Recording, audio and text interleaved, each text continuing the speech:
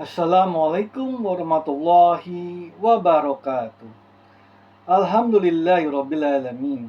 Innal hamdalillah nahmaduhu wa nasta'inuhu wa astaghfiruhu wa na'udzu billahi min syururi anfusina wa min sayyiati a'malina. May yahdihillahu fala mudhillalah wa man yudlilhu fala hadiyalah. Asyhadu an la ilaha illallah wahdahu la syarikalah wa asyhadu anna Muhammadan abduhu wa rasuluh la nabiyya ba'da. Allahumma sholli ala Muhammad wa ala ali Muhammad. Ya ayyuhalladzina amanu taqullaha haqqa tuqatih wa la tamutunna illa wa antum muslimun. Rabbana zalamna anfusana wa illam taghfir lana wa tarhamna lanakunanna minal khasirin. Subhanallah wa bihamdihi subhanallahil azim. La ilaha illa anta subhanaka inni kuntu minadh-dhalimin. Hasbunallah wa ni'mal wakil, ni'mal maula wa ni'man nasir.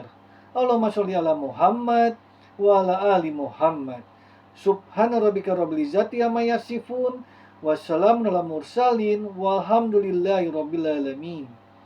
Ibadallah, innallaha malaikatahu yushollu 'alan nabi, ya ayyuhalladzina amanu shollu 'alaihi wa sallimu taslima. Qala Allah Ta'ala Karim, A'udzu billahi minasyaitonir rajim. Bismillahirrahmanirrahim.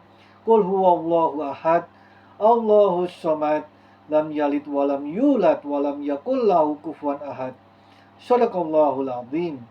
Raditu billahi rabbah wa bil islami dinah wa bil Muhammadin nabiyya wa rasulah.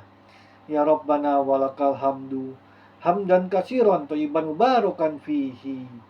Amma ba'du. Tema ceramah kita kali ini adalah mewujudkan masyarakat yang aman. Para ikhwan wa akhwat rahimakumullah, di antara nikmat terbesar dalam kehidupan bermasyarakat dan berbangsa adalah lahirnya rasa aman di tengah masyarakat. Bahkan nikmat ini sangat menentukan nikmat-nikmat lainnya. Bayangkan apalah arti rumah besar, makanan berlimpah, kendaraan mewah, dan segala fasilitas kehidupan lainnya kalau ternyata negeri tempat kita tinggal tidak aman, kacau, dan tidak terkendali.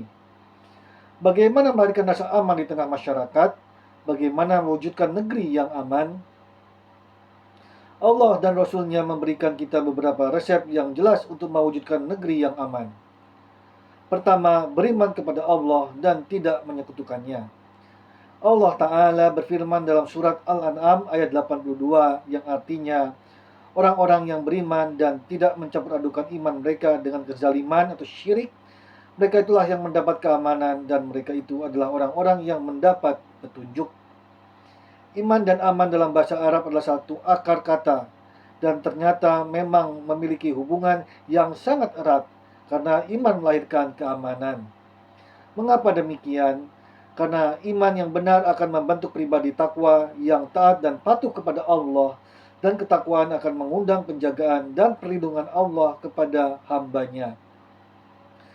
Rasulullah SAW bersabda dalam hadis sahih yang diriwayatkan oleh Tirmizi yang artinya, jagalah Allah, maksudnya tunaikan kewajiban-kewajiban Allah dan tinggalkan larangan-larangannya, maka Allah akan menjagamu. Jagalah Allah, maka Dia akan berada di depanmu, menolong dan melindungi. Hadis riwayat Tirmizi. Di sisi lain, keimanan yang benar akan membentuk jiwa seseorang untuk selalu merasa terpantau dan dinilai oleh Allah Ta'ala. Lalu dia meyakini bahwa setiap perbuatan apapun, perbuatannya pasti akan ada balasannya, yang baik dengan kebaikan, yang buruk dengan keburukan, walaupun tak ada mata yang melihatnya, tidak ada alasan yang memonitornya, atau tidak ada aparat yang mengancamnya. Sikap lakunya terhadap terkontrol, karena dia yakin ada Allah Maha melihat dan Maha mengawasi dan akan membalas setiap perbuatannya.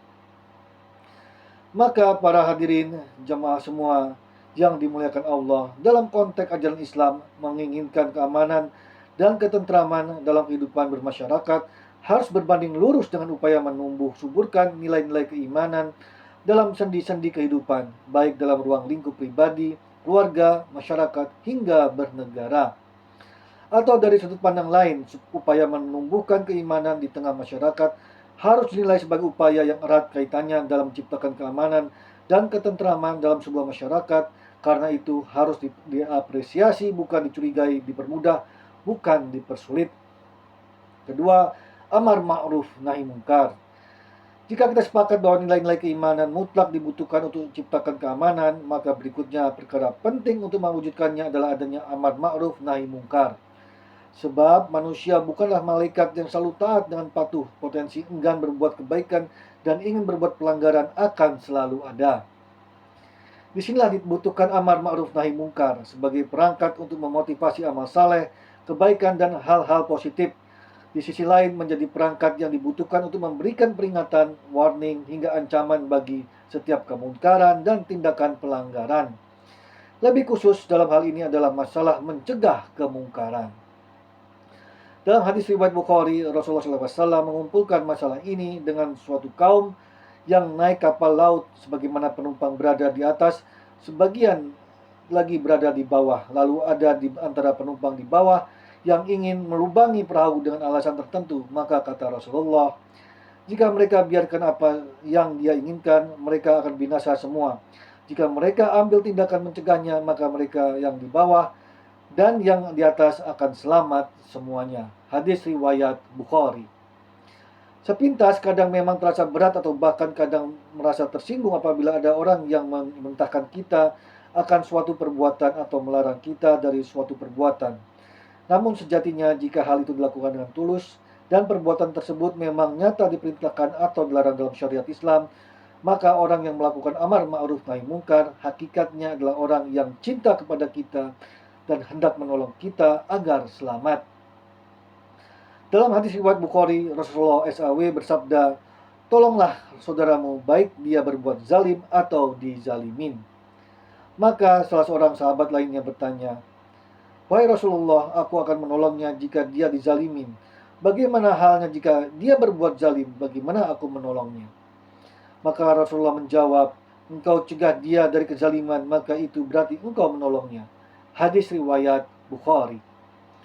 Karena itu sejatinya kita senang jika ada orang yang melakukan amar ma'ruf nahi munkar. Bahkan mestinya kita sedikit banyak memiliki peran dan kontribusi dalam hal tersebut sesuai dengan kapasitasnya masing-masing dan sesuai dengan cara yang kita mampu.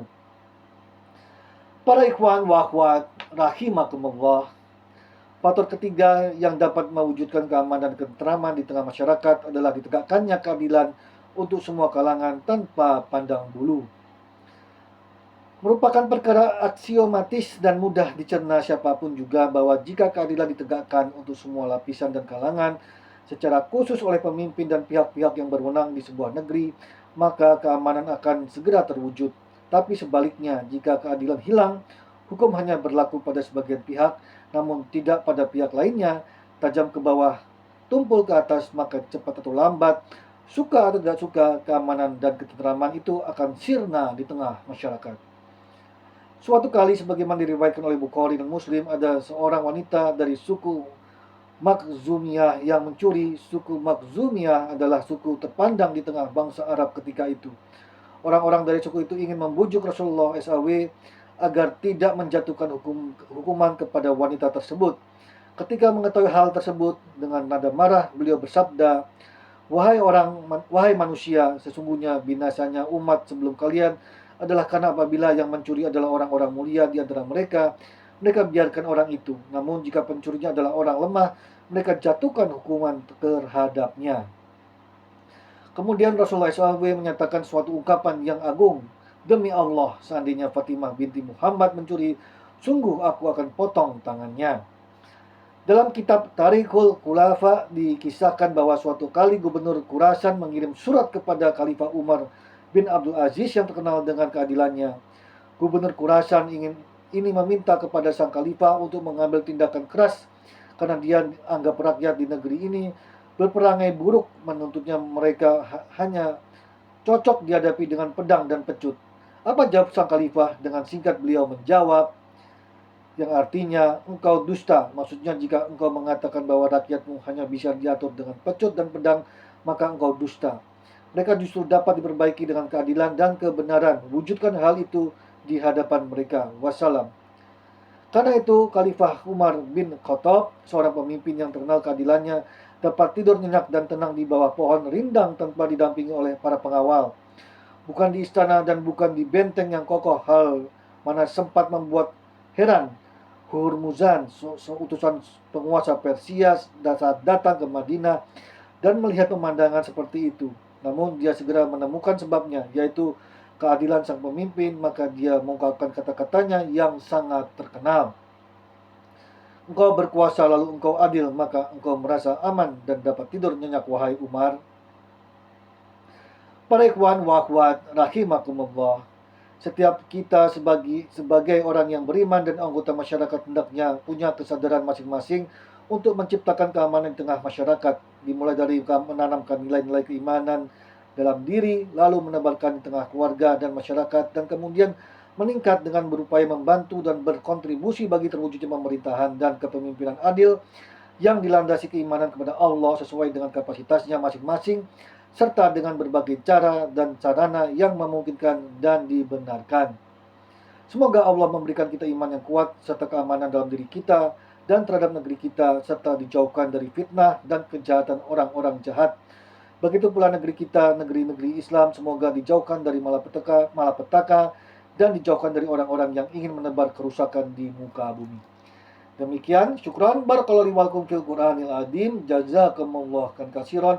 Wabillahi taufiq wal hidayah. Ihdinas siratal mustaqim. Wallahu muwaffiq ila aqwamit thoriq. Wassalamualaikum warahmatullahi wabarakatuh.